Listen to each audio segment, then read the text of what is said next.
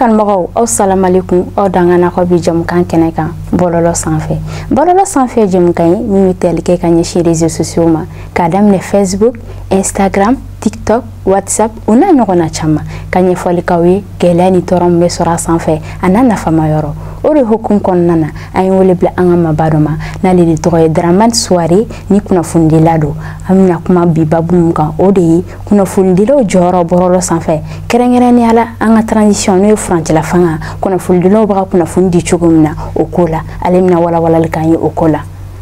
Dramane ça va ko ka ɲi donc yɛrɛ dun baasi foyi tɛ yen alhamdulillah si an b'i fo ka Chérifula lajɛbaga ni a lamɛnbaga bɛɛ lajɛlen fo ni wagati in na ok an ka bi babu i n'a fɔ yɛrɛ b'a dɔn an ka kunnafonidilaw bɛ kunnafoni di cogo min na bɔlɔlɔ sanfɛ kɛrɛnkɛrɛnnenya la transition wagati n'o ye an ka furancɛla fanga bɛɛ bɛ k'i ta fɔ e bɛ se ka mun fɔ o ko la bon kunnafonidi transition kɔnɔna la d'abord an b'a yira k'a fɔ kunnafonidi ye baara min ye baara jɛlen de don nɔgɔ t'a baara la kosɛbɛ mais i b'a ye k'a fɔ ko transition do transition tɛ o kunnafoni kan ka di mais transition kɔnɔna la an b'a ye k'a fɔ kunnafoni minnu bɛ ka di pratiquement an b'a ye k'a fɔ a fake news de ka ca a fake news ye min ye o ye kunnafoni kolon de parce que kunnafoni kolon fɛn min bɛ na n'a ye o ye buzz ɲini de an y'a fɔ an ka tɛmɛ k'a fɔ ko kunnafonidila journaliste yɛrɛ mago tɛ buzz la journaliste mago bɛ min na dɔrɔn kunnafoni kɛrɛnkɛrɛnya k'a sɛnsɛn ka sɔrɔ k'a di population ma o ye kelen filanan tuguni n'i ye transition ta ka jateminɛ i b'a ye k'a fɔ an bɛ transition min na o ye période cruciale le jamana kɔnɔna la c'est à dire wagati kɛrɛnkɛrɛnnen don Mali kɔnɔ nin y'a siɲɛ fɔlɔ ye Mali ka nin transition sugu sɔrɔ donc mɔgɔ minnu fana bɛ transition in ɲɛmaaya la bi bi in na bɛɛ lajɛlen b'a dɔn sɔrɔsiw de don donc mɔgɔ min ko sɔrɔsiw olu ka kuma man ca donc kun jumɛn journaliste kunnafonidilaw jɔyɔrɔ bɛ se ka kɛ jumɛn de ye transition kɔnɔna la kunnafonidi ta fanfɛla la o ye ka gouvernement dɛmɛ tiɲɛ kan o ye ka gouvernement dɛmɛ gɛlɛya minnu bɛ yen nɔ bɛɛ lajɛlen b'a dɔn a gɛlɛyaw ka ca mais n'i y'a ta ka jateminɛ bɔlɔlɔ sanfɛla warakatalen don kosɛbɛ kunnafoni kolonw de la ka tɛmɛ a ɲumanw kan mais moi je pense qu'avec le temps on va rentrer dans le détail. E yɛrɛ bolo kunnafonidila minnu bɛ kunnafoni di bɔlɔlɔ sanfɛ transition wagati la mɔgɔw bɛ se k'a dɔn k'a fɔ cogo jumɛn mɔgɔw bɛ kunnafoni min di transition kɔnɔ n'o y'an ka furancɛla fanga ye k'a dɔn ko nin mun bɛ ka kɛ waleya in ye tiɲɛ don ou bien tiɲɛ tɛ an bɛ se k'o dɔn cogo jumɛn parce que bɛɛ bɛ k'i ta fɔ bi bi in na kɛrɛnkɛrɛnnenya la nin wagati laban in na bɛɛ bɛ ka fɔ ani coup d'état wagati bɛɛ bɛ k'i ka information bila bɔlɔlɔ sanfɛ mɔgɔ si yɛrɛ t'a dɔn mun ye tiɲɛ ye mun tɛ tiɲɛ ye e min ye kunnafonidila e bɛ se ka mun fɔ an ye o ko kan. D'accord ne bɛ se ka min fɔ ko la d'ailleurs maliyɛnw b'a dɔn bi bi in na mɔgɔ caman bɛ Mali kɔnɔ bi kunnafonidila caman bɛ yen nɔ sɔnni sigilen don olu ka kunnafoniw kan n'olu ko min bi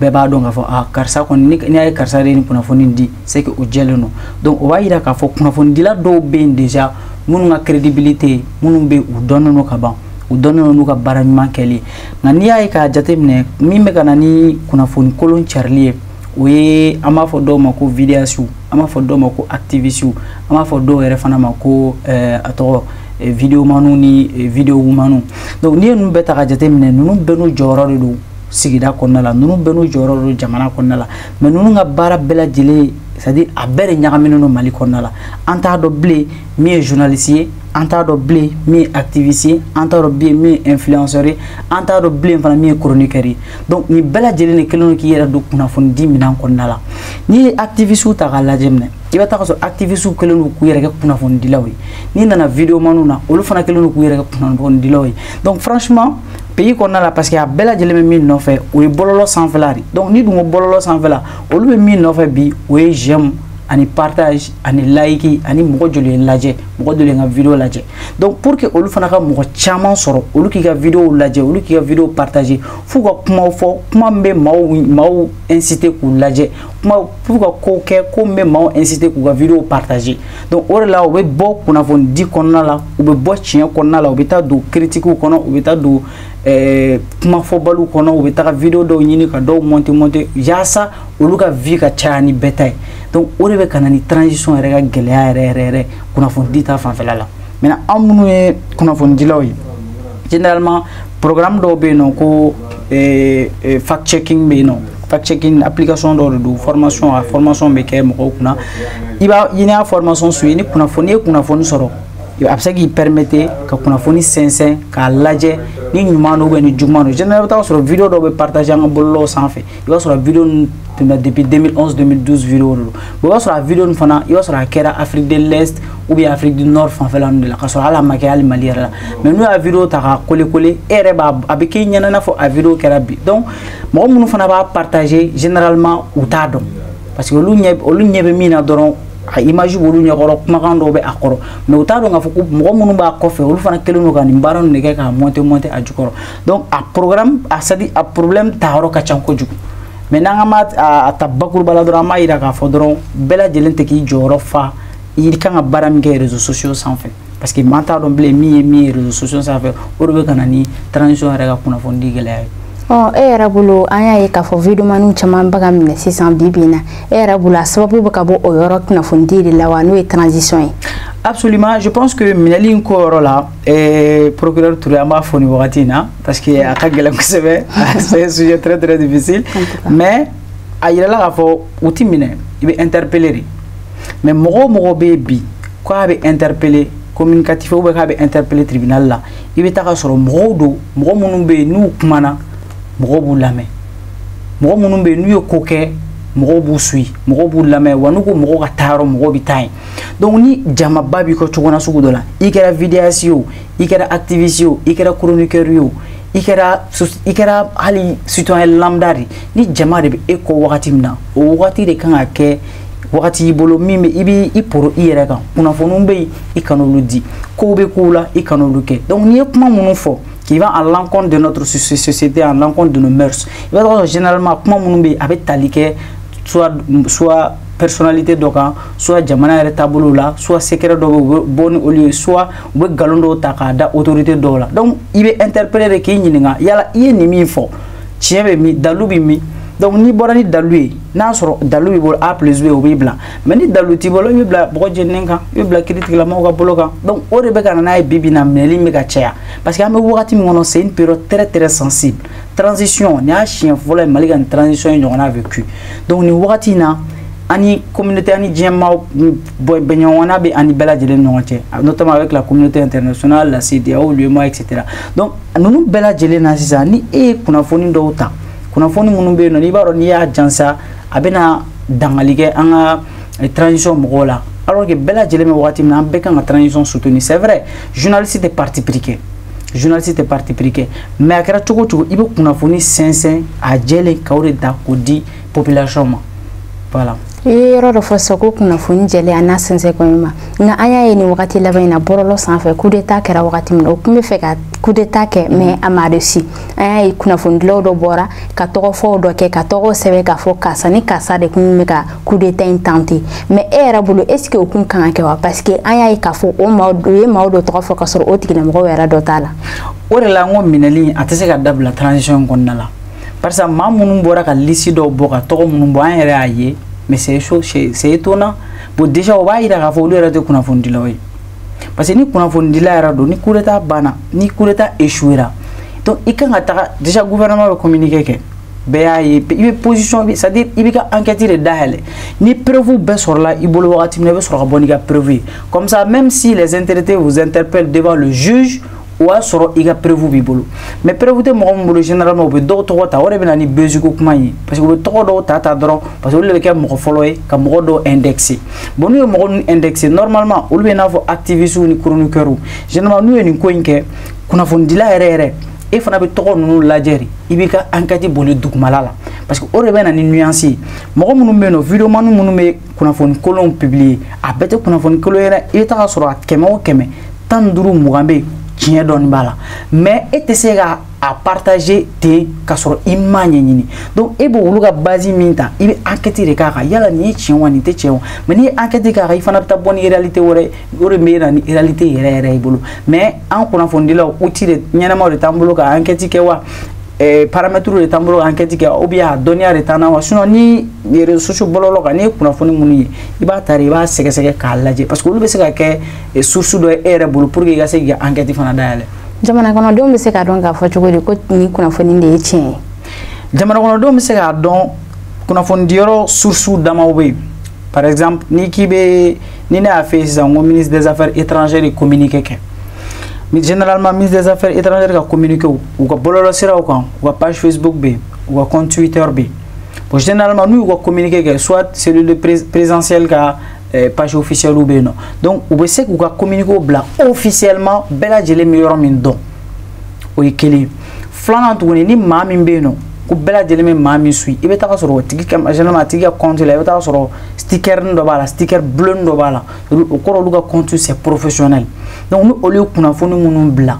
aka kan mo kan wo kuna fonu de laje o seke a ni bora source la ni bora présentiel la ou ni bora primature la mais e ma gansan do yero do la be vidéo do ta ka publier e kon ba ye akungelena e keli donc e ba fodro ko o kuna fonu e chien o kuna fonu ti chien ibe ta les généralement al ni communiquer au beno et ministre ou député ils sont obligés de passer par la télévision ou bien par les radios pour que la information dit officiellement information me dit officiellement ou de kunafoni jeli généralement en télé ou bien en radio beno journal officiel ou beno d'autres soufela d'autres clefela généralement source munum beno ibe abonné aux sources de là akera ibe bololo kan akera ti bololo kan ni télé de bibolo ibti kate kunafoni la télé la kunafoni fe di télé la normalement aucun ga kunafoni jeleni parce que aux sources donne no ou barakelo donne no a organe donne no et bien reconnaître no era bolo ma do fana be no ube kuna fundo bla par exemple ta sur enquête climatique tiklam ko kan yo ta sur secret do be me anga fama be no uba ka recherche ka tiklam ko kan kuna fondilo do be boni au secret ka publier era bolo si o kuna fondilo ka bare parce que avec sabuye anga fama mun be no abuka balla sikiko ali ni kuna foni mun do be no be wat tien do be no akanga don o tien na se ka don tuni e be se ka mu fo fana na généralement ibe ta sur o mauvaise coordination ni parce que kunafondila fana kunafondila dans ce cas parce qu'il y a faut qu'il y a d'un ni journaliste plein pouvoir bibolo déjà ma ira ka fo vidéo mani ni activiste nous me réseaux sociaux ni bolo ni font sans fait am wolere ko journaliste citoyen journaliste qualité flari journaliste classique B et journaliste citoyen mamounie liberté d'expression nous sommes dans un pays démocratique et da sago emi transition kan transition théorie da sago emi jamana ko la ibse ka boy ba fo iman mo neni imam mo do mo gashila ima do maka dinela imam do maka shara ma foike I hakilna emi ibse ka fo o journaliste citoyen ni journaliste classique o journaliste munu formation ke école de journalisme na o klala o be ka baraka organe munu reconnu no jamana fe akara télé ou akara radio ou akara presse en ligne presse écrite ou donc ou be kunafoni jelo ndi ou ka barabe da odoronima mais kunafoni la fe be no na be do mo vie privée ko na la a journaliste d'investigation mo I da fle ka tu orode la olu fara ka bara de be ko munu me dibila ka ta ka bonay ni borana na sur source bi bolo alhamdulillah mais ni source ti bolo o rebi do problème na parce que e be kunafoni sur bo généralement mo be boni kunafoni nune iba sur aluma kla angadila mais abu bolo scoop ro yara bolo scoop ni scoop ro nu bora ni fitine do or ka to ba dembi donc olu no meso ko ke nuance flabé non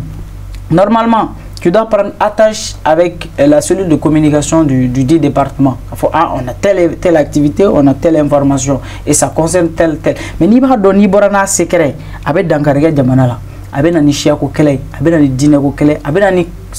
fusugu e manu nyonje a mankan to ko shila ika bono kunafoni mais ni ba do ni borana kunafoni abe ke sababu ye mami be ga ke obe kololo be soma mamunu fana yaye olu fana ka u yere mine ka donc a fo nangam fana ngan kolosi sabula ni nyeni ke bi shini u kana boni fana tay donc pour que juste simplement ka ira ka fo ko liberté d'expression no matira fo journaliste man ninke ube kanana ninke abi dépend journaliste yera la ko investigation nyini ka bonu ga prévu ka kuna fondi mo ma ok soirée anga jamu kama commencer ka sa kun chero la nga era bulu kuna fondi lo baka kuna fondi mindi transition ka era bulu ni réalité re munu baka kere mundu golendo est-ce que o ye tien wa est-ce que kuna fondi ni tien muni transition tabulu ani kuna fondi baka o baka mundi borolo sans fla est-ce que o li kele wa bon ni ataka jate mine awa iba ye ka fo d'abord transition mo fana be bololo sans feu o fana be kuna fondi di bololo sans feu ni ya taka jate mine transition mo ko compte be no u b'u ka publication kɛ hali kɔsa in na ani CEDEAO ninnu ni UEMOA ka communiqué la généralement normalement ni CEDEAO ye communiqué kɛ a kan k'a ci directement officiellement présidentiel secrétariat général la mais a tɛ ci généralement b'a ye u b'a bila u ka bɔlɔlɔw sanfɛ donc an fana b'a ye bɔlɔlɔw sanfɛ donc an fana ka ɲɛmaaw fana bɛ communiqué kɛ k'o fana bila o bɔlɔlɔ kelen kan donc n'i y'a tɛ kɛlɛ caman bɛ ka kɛ bɔlɔlɔ de kan o tɛ kɛ hali officiellement yɛrɛ donc i b'a ye k'a fɔ olu fana bɛ bɔlɔlɔ sanfɛ donc n'u bɛ bɔlɔlɔ sanfɛ olu bɛ kunnafoni minnu di c'est sur la base de ces informations que les activistes les vidéomans les vidéowomen les chroniqueurs olu fana b'o kunnafoni ninnu de ta bon n'u y'a ta sisan bɛɛ b'a interpréter i ka manière de la donc ni bɛɛ y'a interpréter i ka manière la donc caman bɛ yen nɔ u ka intérêt de bɛ na sisan en question ne ni nin karisa ministre ka di jɔn ka nin information in bila min bɛ se ka diya nin ministre ye lasa a ka se ka poste dɔ di yan ou bien a ka se ka fɛn dɔ di yan donc o la i tɛ journalisme minɛ an kɔnɔ bilen an bɛ se k'i considérer soit journaliste citoyen ou bien citoyen lambda donc e tɛ se ka don kunnafoni di minɛn kɔnɔ donc bakuruba la k'a f'i ye dɔrɔn bi bi in na kunnafoni fɛn fɛn bɛ ka di bɔlɔlɔ sanfɛ a bɛɛ tɛ tiɲɛ ye nka bɛɛ fana tɛ nkalon ye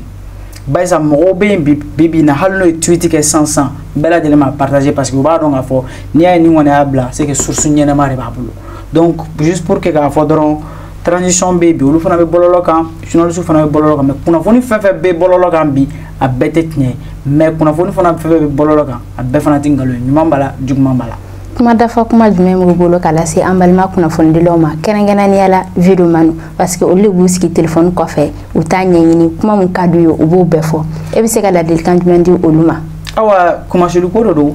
n'i y'a ta ka jateminɛ i b'a ye i b'i ka téléphone dayɛlɛ bi tu as un verbe facile